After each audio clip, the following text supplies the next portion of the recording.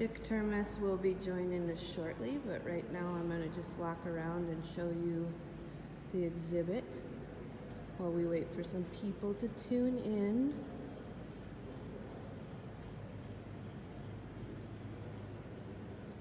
Feel free to be ready with any of your questions for the artist.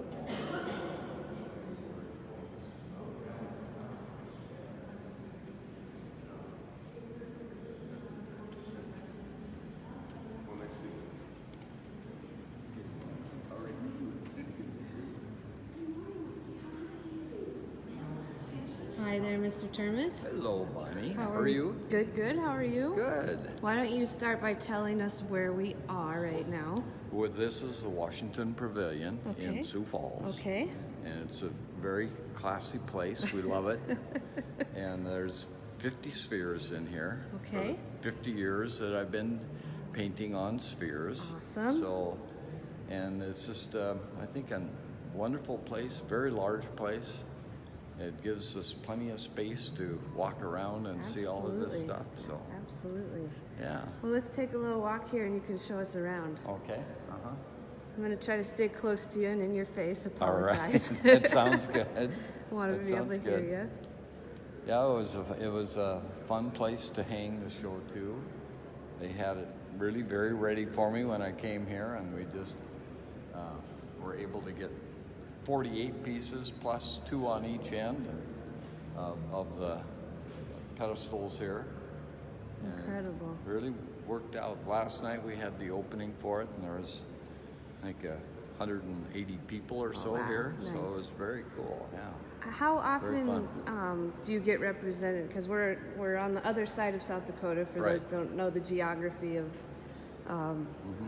South Dakota, so we're in the Black Hills, which is on the west side, and today we're on the other side in Sioux Falls. Right. So how often do you get to show pieces over here?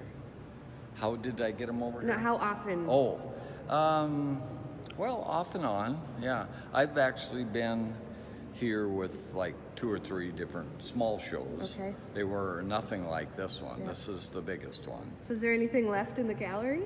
There's a lot left in it. It's amazing. I could have had a 75-piece show easily. Fun. Yeah. Well, they would have had, of course, fitted in here, but it would have fit. This is a very big space, so. cool. Yeah, well, let's look around a little bit. Okay. Show us. Let's stop here at this wall, and you can kind of talk to us a little bit about these pieces. Yeah, they're different types of things here represented. This is very intuitive, and it plays with subconscious sort of stuff. But this is a newer piece. Yeah, this is the newer one in this set right Okay. here anyway, and you can see it plays with very creative creatures and. Let's come a little closer here so we can try to hear you. Yeah, and just I was playing with this spiral design, trying to make it just as fun to look at, so. I love that. It's got such cool creatures in it. Yes, yeah. And a while back you showed us some of your sketches from that piece that you actually had drawn on. This is all kind of sketched out ahead of time in pieces. Yep. And then I just sort of fused it all together to see how it would fit. And so, you know, I like to try and find that side of my brain once in a while and see what kind of weird stuff is in there. Not that I don't do that a lot. I like when you do that too, Mr. Termes. So that, you know, this is a newer piece. This is an older one. It plays with you know, like different cubical structures that share themselves. Like this side shares itself with the cube here and also over here. And each side has two different sides of the cubes. So I was just playing with this in a very, you know, intuitive way, Fun. trying to see what all was involved in it. And then this guy gets into more of the geometry, even though it's very loosely painted. So it's, you know, playing with, I think, you know, I think it has, you can see it's based on triangles, the whole thing, and has a very strange background. That one kind of feels to me like the Scream painting. It's got kind of that loose It does, yes. rhythm to Yes, your it does. brushstrokes. A lot of Yeah. your brushstrokes are a lot more Very Van Gogh-y too. And, tight yeah. and rigid. Like this one's very solid, and over Yeah. here you kind of went. Yeah, it gets a lot more loose, but it's very structured. But it's it does play with a loose flowing Yep. forms Yep. to it. Yep. And then this one is very loose. We're kind of working looser and looser as we go down. This one is just playing with you know, kind of drippy paint is what I did, and then turned it over and let it drip the paint. So I start with a very organic, nothing kind of thing, you know, abstract expressionistic, and then I look for images and just sit with it after it's dry and find faces and forms. And so this one is interesting, you know, in that way. There's so- 2 or 3 like this in here. So right off the bat, with right going down this wall, you've got remarkably different styles of painting. Just, you know, boom. So, you know, if you think you've seen one Termespehere, you've seen them all. You're right here illustrates that there's a lot more to them than that. And I think it's true on this wall. There's no example of 6-point perspective. No, there at isn't. all. No, that's right. So we haven't even and touched that's what on- I'm usually noted Yep, for. yeah, Yeah, exactly. yeah. So, And that's there's a lot more to them than just a guy that paints Yeah. on a ball. Yep, that's very true. Very true. Yeah. That's and fun. it's now we get over here and we do deal with Yep, the 6-point perspective. Speaking of 6-point perspective, It's just kind of popping out there. can you come a little closer here and tell us Yeah. about this one? Well, it's like a cubical universe, it's called, and it's all like the whole thing is based on cubical structures within cubical structures. So it's you know, it's a very playful piece, but very structured, highly structured. It really shows the 6-point perspective. And We just had somebody chime in that says they're watching from Qatar, so we're oh wow, yeah, we've got a lot of all right, people that's- tuning in. And if you guys have any questions, just go ahead and ask, and we'll. Yeah, because this is a 50-piece show. Yep. Yep, and so it's got a lot of variety of different types of artwork. And Well, and I love that about, you know, this show in general. First of all, the way they hung it is ingenious. So you can walk right up to the pieces and really take a look at them top to bottom. Yeah. But that, you know, again, showing that variety of your styles, and that no two are the same at all. right, yeah. Well, and that's what's nice about a big space like this. I can get everything down at eye level like it's supposed to be. In my gallery, a lot of times I have stuff floating up high and down and all over the place, just so I can get it all in there. But here, there's a lot of nice space, and I can really get it to where people can look at each piece. This one is kind of a fun one. It's playing with a, you know, much more geometry system of I think it has 30 of these little rhombuses there, and but you can see that there's a weaving that's going on in it, and so it's fun to see what kinds of structural things you can discover on the sphere. Right, I think we're all used to, you know, geometry being the boring subject we took in math, and it's flat to most people, Yeah. and you have the challenge of Yeah, figuring out how to make basic geometry make sense on something curvature, which, Right. you know, if you think about it, we're on Earth, so it really technically works that way. Right, it does very much, and this plays with the spherical geometries, and we get right into the platonic solids, and you get into the mathematical structures. So, and you know, everything kind of grows out of the 5 regular polyhedron. This is playing off of those and showing how you can find weavings. I was thrilled with this when I realized that there were these bands that were weaving in and out. Sure. You know, there's a green band, a blue one, a red one. So, I mean, yeah, it's kind of fun. And then this one gets back into the organic, subconscious kinds of stuff. And it, you know, I can't even explain these. These are totally surreal. And whatever patterns I happen to figure out is what happens. And I have to trust, you know, that people won't get too upset at me if I do something very, very weird. But it's what I happen to see. I think that's kind of the definition of art, is doing yeah, stuff that's very, hopefully, very weird. Yes, I hope that is, yes. So, you know, so there's lots of, what I do with these is I do a loose painting without knowing what I'm doing, abstract expressionistic sort of piece, and then I look at it and see what I can find, and then I try and just have to add just as little as I can to bring out what I'm seeing, and then let the imagination fill in the rest of it. So there's you can get so much more if you just give a hint of a certain idea. Sure. And It's that's more what suggestive. this plays with. So, you know, I've never counted how many images in this, but I'll bet there's 100 and some That's fantastic. that are woven into Yeah, it. yeah. So that works with my right side of my brain. And then some of the other stuff is very left Right. brain. This one here's one of my favorites. Yeah. I have many favorites, but this is one of them.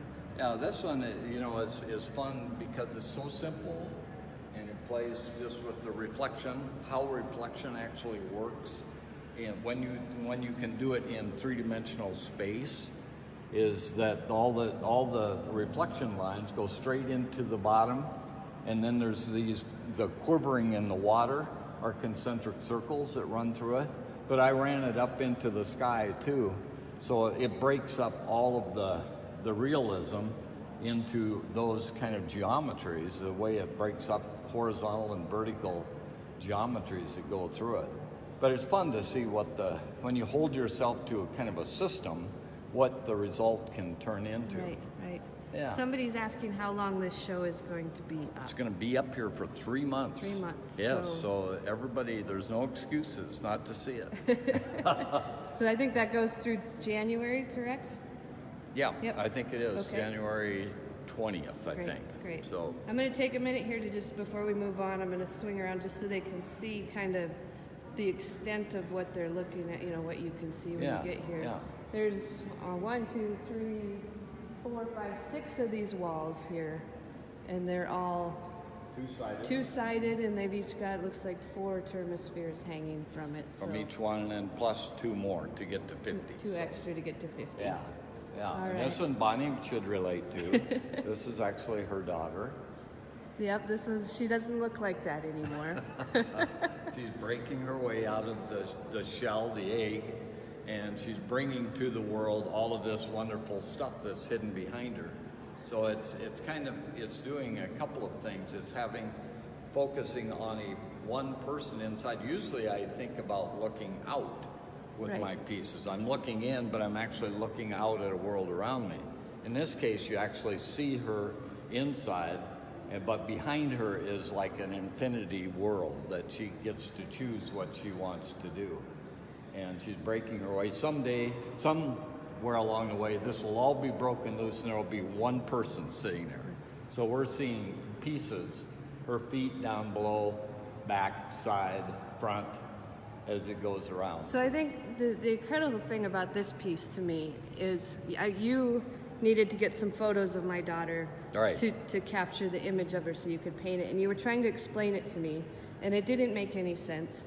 But of course I was willing to let you take photos of my daughter, but I think it really shows that you have a visual. I mean, you're thinking about things well before you're painting them.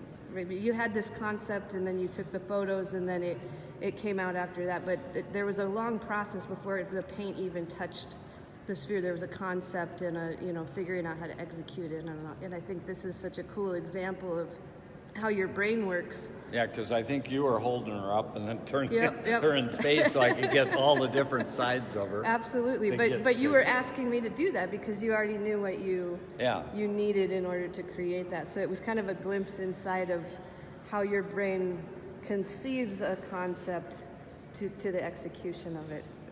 To this final piece that's super cool, and also my daughter. That makes it really cool, right? Exactly. Yeah. So working our way down here, this gets more into a pure geometry system. I think this is actually two tetrahedrons put together, but showing how, I just play with it, with spirals and stuff, trying to find a system that totally tightly fits over the whole surface of the sphere and gives you a really fun, the dimension in this one turned out very nicely, I think. How these really look like they almost don't look like they're painted on a sphere. If you zoom in, it just kind of... Yeah, absolutely. It's very fluid. Yeah. And then a more realistic Saint Denis is in northern Paris.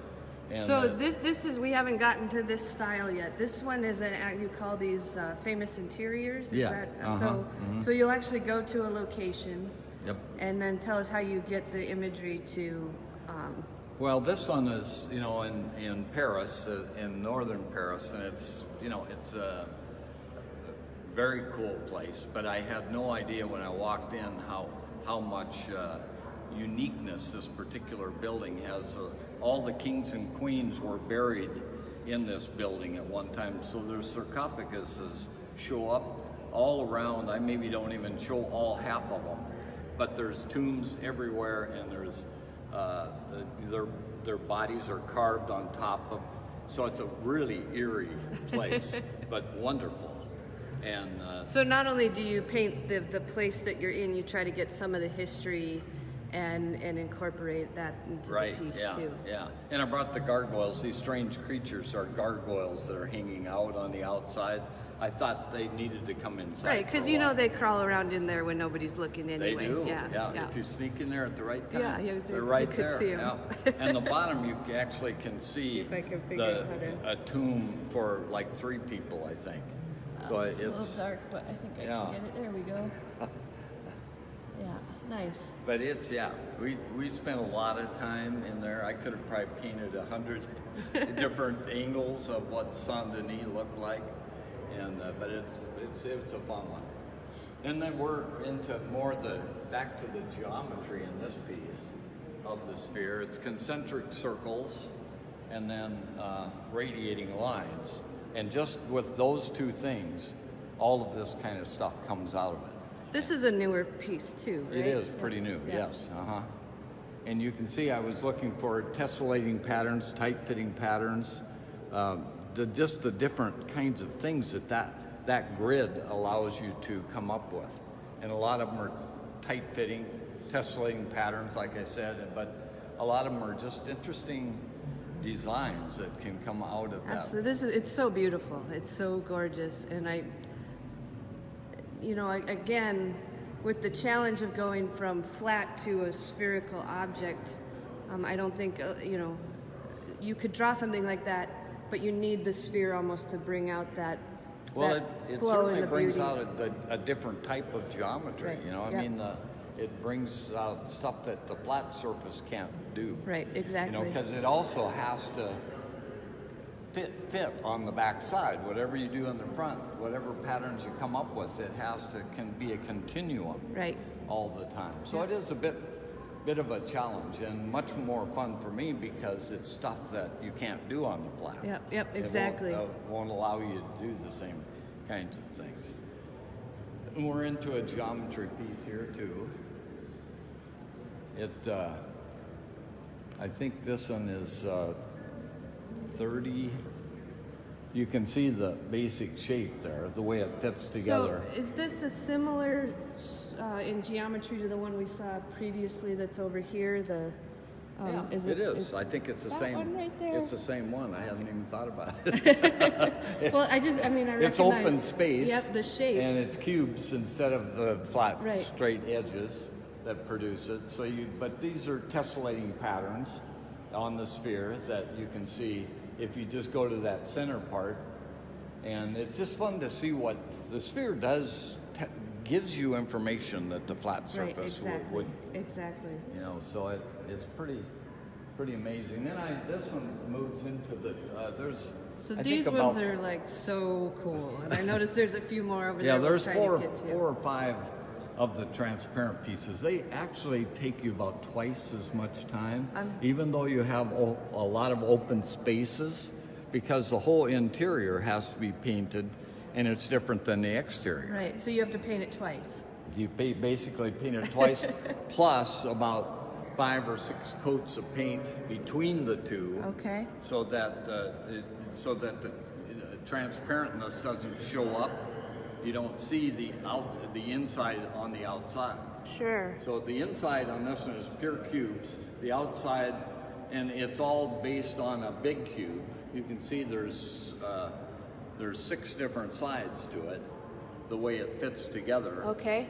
And so you have a big cube that's being created out of all these little ones, and then the outside has more like holes with this organic plants growing. And in order to do that, you have to pay attention, because you don't want to see it on the inside. Right. So you have to cross the cubes exactly in the right places to get That's wild. those plants to be able to grow there too. So I'm going to try to explain this while we're looking really quick, but you can see that the cubes kind of change the way that they're angled. And Right. that's what you're talking about the one big cube. So each of those different angles is a face of the cube, Right. even though we're on a sphere. Yes. And then there's holes in between you can see inside. Does that cubical structure transpose into the inside then too? Right. So right now we're looking at one side, we're about to switch to the other. So there's the second face of the cube. It almost works really well to show it this way. It kind of flattens it out in a weird way on the Yeah. phone. I'm sure Yeah. that's confusing to the people watching, but it makes sense to me, so we're gonna go with it. That's right. That's right. Well, and there's a 6-point perspective in this too. The cubes are all organized to 6 different vanishing points. Yep. And that's how so that it gives them full dimension. Okay. No matter where you look at them. So there's a lot of different levels that are going on. That's here. absolutely incredible. Yeah. Unbelievable. Again, your brain is just fascinating. Yes, something wrong with it. I There's don't know something what. completely right with it. That's what we'll go with. It's a good thing I have this to work on, otherwise who knows where I would end up. And We're then very grateful for that. this is a fun optical illusion piece where I was playing with blackbirds, basically. At least painted blackbirds. I don't know if they look like blackbirds, but the idea is that their faces hidden within the background. So number one thing you see, because it's an enclosed space, are the birds. And so, and that's usually if you enclose a space, that becomes a positive space. And then the other stuff is background. But in this case, you can see like here, this face is enclosed, and so is the bird together. So the two of them are fighting for, what am I, a bird or a face, And the same way throughout all of this. This animal that's up in here the shape is creating the face. So optical illusions all over the place, and in a very simple way. Yep. So that. But again, something totally different than anything we've seen already. Yeah, and that's just because the sphere is an optical illusion, just a 6-point perspective, because you're looking on the outside of something that you're inside of. So right away, it's an optical illusion. Right, exactly. I'm painting on the outside of something you would see if you were on the inside. Yep. And so optical illusions are one of my favorite worlds. Absolutely. Yeah. Yep. And this simplifies it all down. But I've done a number, especially smaller pieces, where I play with this a lot. What kinds of things make an illusion pop forward and go back in Right. space. You're looking at one thing and then all of a sudden it's something else. Yep. Yeah. And this one is a nice one to follow that with because this is basically circles that go smaller and smaller and smaller to a point here and smaller to a point up above. So I have that basic grid. It's overlapping circles too, in horizontal lines overlapping. And then the idea is, what can you find? And this is one of my favorite. This is what started it. This boy with the boat, you can see, is all circles. And I just found him and this lady with the umbrella. And then from that, I did a flat painting many, many years ago with this. And that's what stirred me on to, what would that work? How would that work on a sphere? And so I started playing with continuing that, finding all of these people and the landscape and the waterways and stuff like that. But it all comes out of that very strong grid of overlapping circles going to infinity below and up above. It's And beautiful. so if somebody were to ask me what it means, I wouldn't know. I wouldn't have a clue. It means that you were checking something out to see what happened. Something was feeding into me, and this is what it turned out Yep. to look like. Great yeah. definition of art in general. Yeah, I think that a lot of art should be just stuff that happens, you know? Yep. Let's see. Now, you can see from this point, you could make a complete circle and you could get a Take nice... a little tour here so you can see. I mean, there's so many. I don't think we're going to get to all of them. So maybe from now we'll go. You can take us to a few of your favorites or ones you want to talk about specifically. But this is, just to kind of show you if you came down here, what you could get a glimpse at. And don't think you've seen it. You've got to come stand in front of these and check them out for yourself. Don't let this be your taste, and then you need to come get the full meal. Right. But absolutely. Yeah. So why don't you show us maybe a couple more? Well, let's play with this. I love this politically correct one. This is the one that's politically correct. You can see that it's playing with the donkeys and the elephants, the Republicans and Democrats. And Kind of timely with, hey, everybody go vote. yes, and so, but they're actually the same pattern. If the inside is actually elephants, the outside is donkeys, and they're coming out of the same pattern. This is an example of art that happens, and it doesn't necessarily mean it's your philosophy, because I don't think they're both the same. But the painting sort of says they are. Sure. They're both politicians, I guess. They Yep. are the same that way. They're Yep. they're doing the balancing act on a ball, trying not to fall off. And so, I mean, there's a lot of fun stuff, but the funnest part of this is just the patterns of the inside of the ball is the elephant, and the same pattern turns into the donkey. Right. On the So you outside. didn't change the initial shape. You just changed the animal in the shape. Right.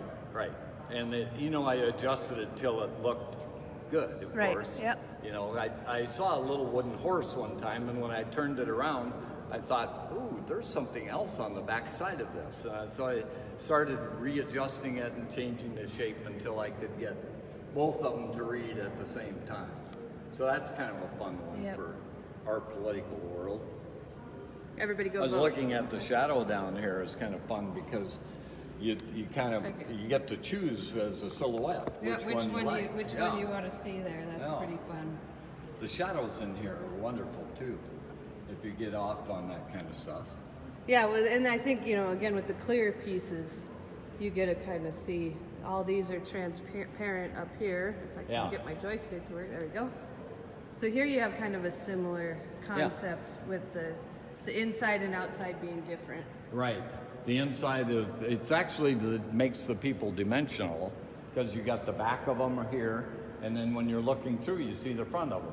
And they're dancing in a circle, and the bottom is this it's what's sucking us all the time, is this evil spiral that's trying to have us not have friendship or whatever age or whatever it is, that's sucking us in all the time. So if you dance hard, and you hold hands and dance hard, your centrifugal force keeps you balanced out. That's kind of what it's all about, and very very fun. But also has a story to tell with that spiral pulling us. And then it's interesting when you're looking at it from the outside, you see they're dancing around the Earth. The clouds are the horizon line is there. When you're looking at the inside, it's much more normal. The world is actually back behind them, Nice. like it should be. Yep. So it makes you do a little thinking. That's awesome. Yeah. Let's see. Now this is Hagia Sophia in Istanbul, and just a very nice. But I'm floating above the floor about 60, 70 feet. So I'm taking advantage of knowing how to draw and how to get all of this to be on the sphere. And all of this is, the environments. I could be anywhere within this world and be able to capture it onto the sphere. So it's a really interesting technique of the inside-outness of a world on the sphere. But you're able to, one point in space, see everything above you, everything below you, and all the way around the middle. So I think, if you're going to take a second to explain what 6-point perspective is, this is a really good piece to do it on, because your explanation is that if you took everything around you, if you spun around in a circle, looked up and down, and then you were able to take that sphere off your head, then you would have a termespehere. So essentially that's what this is. Yep. Is you're able to go inside this interior and paint everything, including what's behind you, which you can't do with a flat painting. Right. You could never paint what's behind you. And it takes the sphere, I Yep. mean, if you can imagine this was on your head, and you're looking north, south would be on the backside, east, west, everything above you, everything below you. Your head is inside there, so the whole floor is floating. You're like floating 70 feet above the floor. Sure. When you're looking at this. But this is perfect here, because this piece shows the structure of the 6-point perspective, probably the best of any of them. And this would be like a north direction, south would be back here. All of these lines would project around to the south, and east and west would be here, and up and down there. So, and you can see when you play with a cubical structure in this, everything is projecting 6 different directions. Right. So if we're standing on some railroad tracks, then what you see, this coming down the front here that would be straight down the tracks. Yep. And what's on the opposite side of the ball is what would be behind you. Right, absolutely. Okay. Yes. And then if a road is crossing the railroad Yep, track, then that's what's on that's those. what this point and this point would be Right. as it goes around. And If then- telephone poles are sitting up next to they would be running just like these lines would be running. Yep. And they project, if you look at them close and you're thinking of yourself in a sphere, they project to a point above your head and down below your feet, just like these do. All right, got that? Now you guys can all go make a termespehere. That's right, just run right off, paint away, yes. Yeah, this is a fun one too. This is trying to look at nature and discover the geometry of nature. And this is the Badlands in South Dakota. And if you look close, you'll see there's stripes running through this. And so what I realized is that all of those colors in the Badlands are actually showing up here, over there, over here, all the way around me. And so pretty soon I realized, well, it's like concentric circles. So that's the bottom of the ball, okay? And those patterns run all the way to the top of the ball. Oh, beautiful. Yeah, so so then I basically had those rings of time showing up, because those rings are time. They're all related to different sequence of the Earth, how it compacts together at different times.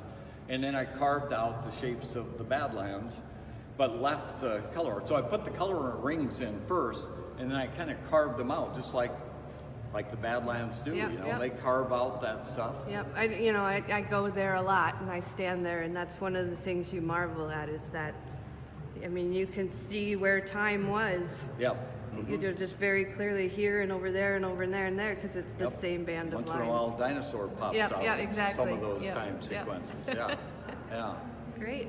yeah. Let's do two more. Two more. Let's take a little walk through and you can Okay. kind of show us. We've got a video playing here so they can kind of listen to you when they come check out the show. That's true. Over here. That's true.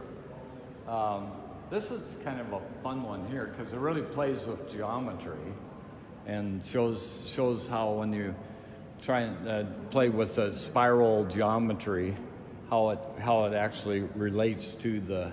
So to this the is sphere. another one too that I think people wouldn't understand looking immediately that this is playing with squares. Yes. Uh huh. And so what you did was you started with a square and then rotated it around in itself and it got smaller and Yeah, smaller. it's like a cubical room around you, and then each one of the squares folds in. I forget how many times, maybe 16 times each one, and then gradually the cube gets smaller as it goes in and shifts and shifts and goes, and it turns into those four spirals that go into the center. But I was curious too how that ties in with the neighboring one, how each one of those swing across and hook in, and it turned into, you know, a lot of times you see this on the flat surface, but it's fun to see it in full dimensional space Sure. like this. Yep. And also another fairly new one. The what? A new-ish piece. You seem to be making you're working a lot. Yeah. As you get older, you You gotta gotta work. pump them out, you know. All right, so we are in the Everest Gallery at the Washington Pavilion. Yeah, you could point Yep, right up here. yep. Mhm. And again, the show is up this long. Yeah, 50 years for 50 spheres. And so you've got till January 20th to come down and check it out. We'll take one more look this way because we kind of worked our way through the space. Yeah, and it actually helps explain the perspective over here. Yep, so you can get your lesson again over here because he won't be here to teach you. We're all heading back home today, right? We're gonna Right. make the trip across the state. Yes. But it was so fun to get to do the live feed here. I just happened to be up here for a art reception myself, and we thought, well, why not go ahead and And your show is where, Bonnie? Where is it? my to show is pick at Rayfeld's if you would like to go see my work. But, Right. but It's you very, know, very cool stuff. It's She does you know. great, some wonderful photography. So we're going to promote Bonnie Oh, here. well, thanks. Yeah. Thank you, Mr. Termes. But yes, do come down here first, and then go see my stuff. Yeah, then come over. Yeah. No, but you have to. I mean, if you're East River over here, the Sioux Falls area, I mean, I would put it on your to-do list this afternoon, you Yeah. know. But if not today, This is like the third floor, isn't it? Or second, third Yep, floor? you got to come up to the arts, the visual arts area, and then you go back through and. You can ask at the desk Yep. how to find it, because it's hidden back here a little Yeah, bit. but what Yes. a cool space. What an amazing collection of your work, and it's got to feel good to see it all up here. Oh, it too. is Yeah. wonderful, yeah. Yeah. It was fun, Yeah. very fun to get it all up. And they just had everything so set up when they got here. It's Absolutely, yeah. And amazing. couldn't Great look people. better. They do a great job here. All right. Well, you guys all have a great day. It's a lovely Saturday for you, and thanks for tuning in. Yes, thank you, thank you. Bye-bye.